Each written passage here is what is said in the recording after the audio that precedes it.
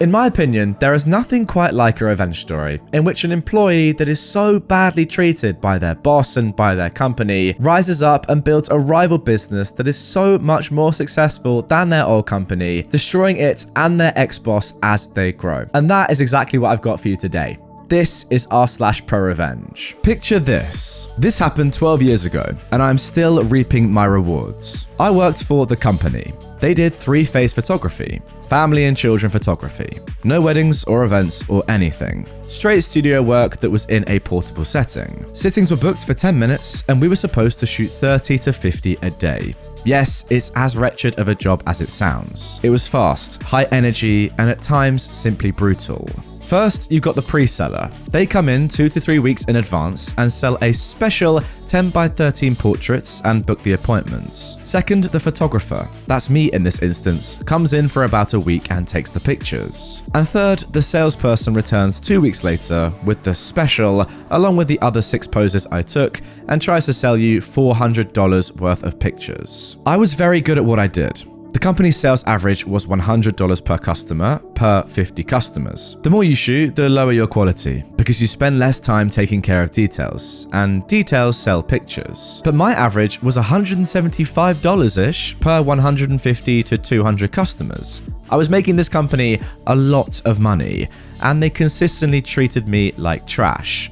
Oh, the stories. Their business model was shoot as many sittings as you can, as fast as you can. To them, shooting 50 with a $100 average was better than shooting 35 with a $150 average, even though the profit margin was exactly the same. I never agreed with that, and my boss and I went round and round about it every week. They withheld raises because I didn't have enough sittings, and took my bonuses because I wasn't meeting their quotas. So, I figured out how to be fast, efficient, and dang good. That's another post. So, that's the background, now the good stuff. Enter the jerk. The jerk is a pre-seller who lied to the customers, lied to the store, and would book appointments from 9 a.m. to 8:30 p.m. even though the studio hours were 10 a.m. to 7 p.m. He told every lie in the book, and I think he even added a few of his own. Want to bring your dog? Family of 15? Sure, bring 5 changes of clothes and I'll even have her do your makeup. I don't even do my own makeup. Come and get your picture taken and we will throw in a free toaster. And just to make it more interesting, he would triple and quadruple book appointments, and when he ran out of those, he would sell open appointments, telling people to just come in anytime and my photographer will work you in. Grr, just writing that makes me mad even after all these years. The biggest problem was he would waive the sitting fee or just not tell them, even though I was obligated to collect that $8. Every time I didn't, it came out of my check. It was a frickin' nightmare. I refused to work behind the jerk for these and 1,000 other reasons. I told my boss that if they ever put me behind the jerk again, I would quit, which is exactly what happened. They knew he'd been working at the store I was assigned, and they lied about it. I immediately called my boss and told him this was my last week, and that he needed to make arrangements to get the photography equipment at the end of the shoots. I should have walked out, but I was young and dumb. It was a 3-day shoot, and I shot 316 customers by myself. That is an insane amount of sittings, and nobody was happy. Every night, the store manager had to tell my customers to leave because the store was closed. People were lined up at 9 a.m. waiting for me. I took so much abuse that week. After a customer threw a shoe at me and another spat on my pizza, the store security guard brought a chair over, staying with me almost the entire time I was there. I honestly cannot remember how many people were escorted out of the store because they acted a fool in my studio. It's been over a decade and I still have nightmares about that week. But nobody came to get the equipment. So I start making phone calls and plotting. Hey, what do you want me to do with your equipment? I asked my boss. You're gonna need it next week in Florida. No, because I quit. You didn't give me any notice, so I'm not accepting your resignation. I'm sending you to Florida next week. I'm an independent contractor, remember? You can't make me go to Florida. This is not complicated. I quit. Again though, that's for another post. Just go to Florida. I don't have time for this now. You can quit in 3 weeks if you can hire a replacement. And he hangs up. Nope, not going to Florida. I packed the equipment and took it home with me. The camera was a brand new Canon T2i 550D, and those were pricey back in 2010. I really didn't want to give it back, but it wasn't mine to keep. I had an idea. My boss was an absolute train wreck of a human. If he didn't want to do something, he wouldn't. If he could find someone else to do it, he would. I decided to use his own worst traits against him: avoidance and procrastination. The next thing I did was take the company credit card and go to the nearest storage unit with climate control. I rented a unit and paid for the first month, but just one. I unloaded it all, down to the last halogen light bulb. I took detailed pictures of everything and an inventory. I locked the door and walked away. At this point, there was nothing I could do but wait and hope my boss would continue to be the worthless wreck I knew him to be. Next, I called and reported the card stolen. Why? Because I knew if I didn't, that card would remain active and rent would be paid every month on time, and that just wasn't going to work for me. So I cut it in half and sent it and the combination of the storage locker to my boss via FedEx, along with a hand-painted sign that said, "I quit." I also sent an email to HR telling them that I was terminating my contract and that my boss had the information on the equipment. This is probably the only sketchy thing I did. The person I emailed was out on medical leave, and I knew it. I could have sent that email to a dozen other people who worked there, but they might have paid attention to it. By the time she got back to the office, she had so many emails, she couldn't even begin to tackle them all. A month goes by, and the police knock on my door. Okay, so I wasn't expecting that. The company has reported the equipment stolen, and the police are there to investigate.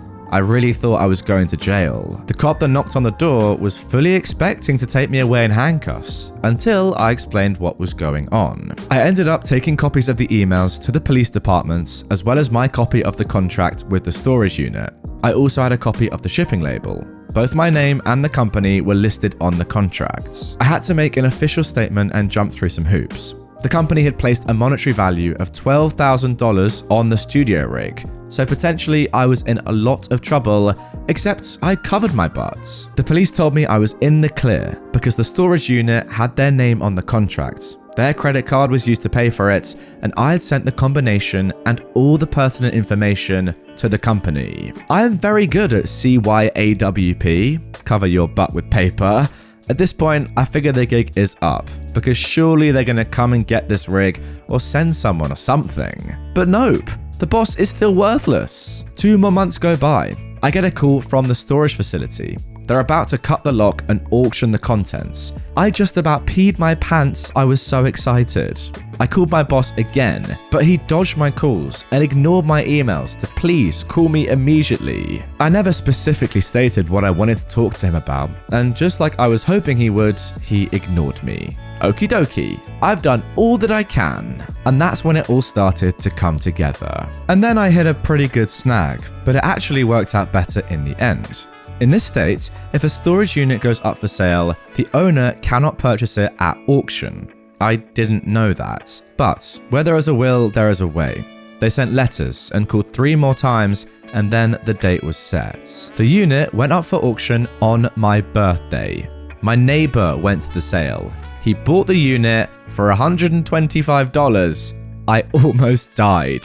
And of course, we were in cahoots on this, but we had to make it look like we weren't. The pistol grip the camera mounts cost more than that, not to mention the lighting, props, and costumes. And of course, the camera. My neighbor then put an ad in the local paper for photography stuff, $1,000 firm, but didn't list anything specific, and oops, put the wrong number in the ad.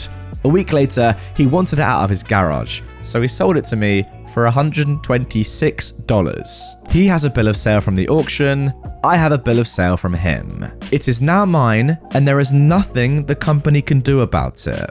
But they tried. I now have a fully functional photography studio, all the contacts I need to start my own business, and the skills to do it. I started calling all the stores I'd worked for the last 8 years and offered them a much better deal than what the company was giving them.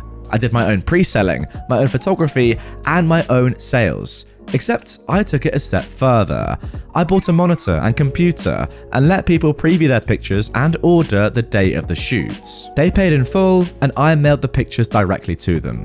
People loved it. No high pressure sales, no tricks. My customers were happy, and so were my stores. About 6 months after my first independent shoots, I heard from the company. I got several nasty letters from them, which I ignored. Word had gotten back to them that I was using their equipment and that I was working for someone else. I just laughed at them. They thought so little of me that it never occurred to them that it was my business. Then I got a nasty legal letter from a lawyer. It started with cease and desist, rolled into me violating the non-competitors agreement, and ended with the return of their stolen property. They'd apparently not told him all of the facts. I sent him copies of everything. I waited a few weeks for a response from him, and I heard nothing.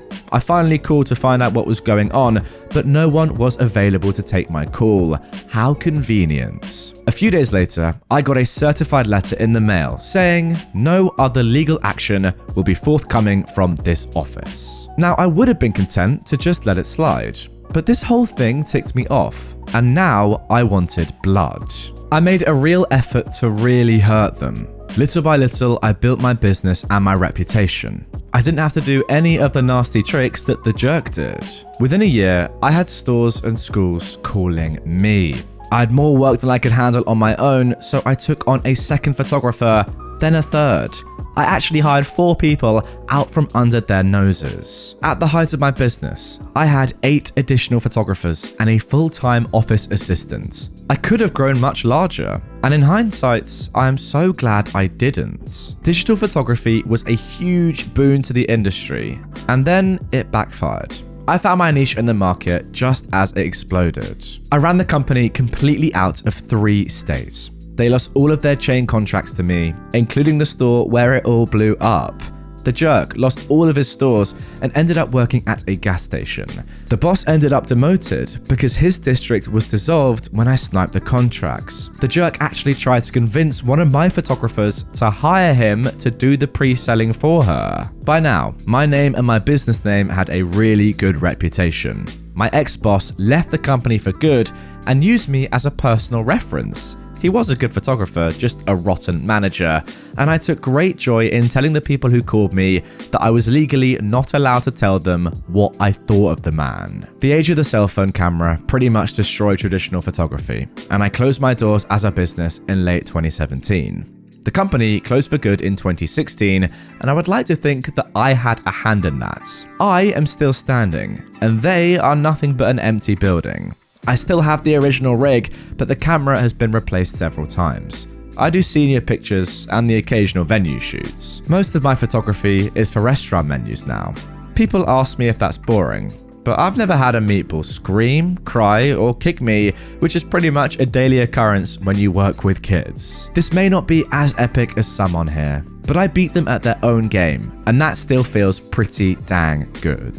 Not as epic as some other stories on here. Are you joking? I don't want to hear that, OP. That was brilliant. Like, I would love to know what the attorney thought when they got your email back detailing how you've just covered yourself 100% perfectly. There is no case here. There is nothing they can do. You've done it. You've pulled off an absolute masterclass. I love it. The best thing about this, in my opinion, is that this was done so professionally. I mean, I know it's on r/ProRevenge, but nobody was physically hurt. Nobody had their lives completely destroyed. The people that you took revenge on deserved it massively. And yeah, ultimately, this is just some good justice. So fair play. There's something about stories in which an employee is really badly treated by a company who just does everything in the wrong sort of way, you know, immoral, trying to make money out of others. That first guy that was sending you way too many clients just to make money is a disgrace. And then that same employee rising up, realizing they could do so much more than what they're doing and just destroying that old business, taking all their competition, in this case, even taking their equipment. Legally, I must add. Beautiful. Yeah, just brilliant. I love those sort of stories, and I love this one, and I hope you guys did too.